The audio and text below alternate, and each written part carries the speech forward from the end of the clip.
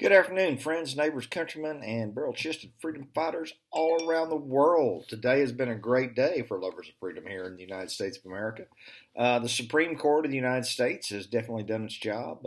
They defeated several anti-Second Amendment Second Amendment cases that came before them, and the left is losing its mind, and I find that quite entertaining.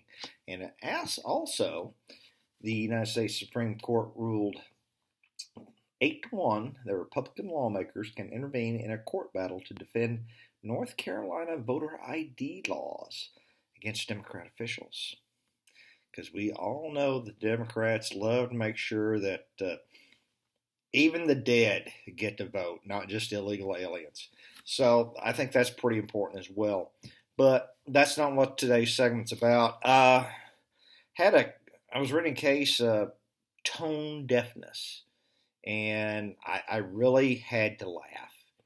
Now, as we know, my favorite bartender, who became a radical Democrat congresswoman,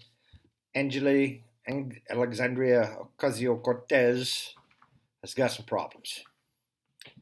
And what she said was a $174,000 congressional salary is difficult on working and middle-class lawmakers. I thought that was quite hilarious. If for nothing else, the fact that, I don't know about you, but $174,000 is a pretty good chunk of change. Now, in her defense, she also said this: the job requires you to pay $25,000 in out-of-pocket work expenses that are not reimbursable or tax-deductible, no housing allowance, despite requiring you to pay for/rent 2 homes or else risk losing your job, no included dental or vision insurance. Oh my God. And, yeah, this is just this is hilarious. This is just crazy. Here's another quote.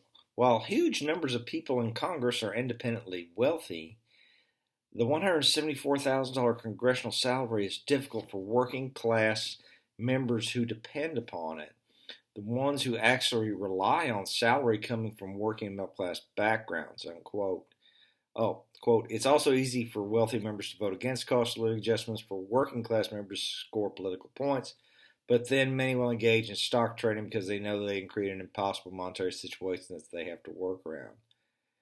So basically, if you're a normal working person that comes to this job and refuses to do insider trading, such as yourself, then you're placing an already hard job in an extra hard mode, both personally and professionally. Unquote. Wow, this is tone deaf at the max. Here we have one of the gilded elite in Washington, D.C. explaining that she's not paid enough money. Well, also, it helps if it's not your first job out of tending bar in some skanky bar in New York City. We don't send very many congressmen to Washington, D.C. the first time. They usually have more experience. Matter of fact, most people who are elected to Congress are usually somewhat more middle-aged, like 30s or 40s, even 50s. They've already had a family. They've established a business. They have some life experiences, which explains how some of them actually understand how economics work, unlike AOC. But, of course, she was a very pretty figurehead that was put in there into that office. So she basically went from college, tending bar, to one of the most important representative positions you can have in the United States and possibly the free world. Oh, yeah.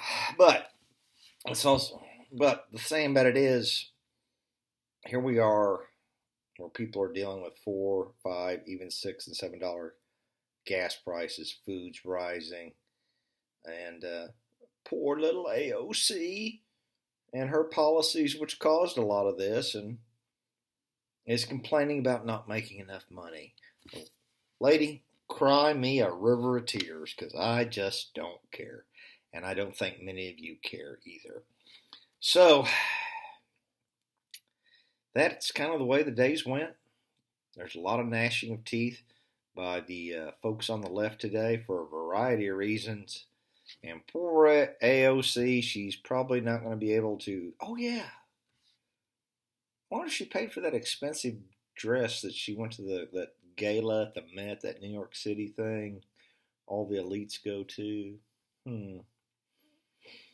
Poor little AOC. Just cry me a river of tears. All right, folks. That's your bit of humor for the day. I hope you got as much of a kick out of it as I did. And let's stay here in the fight. Let's keep going on.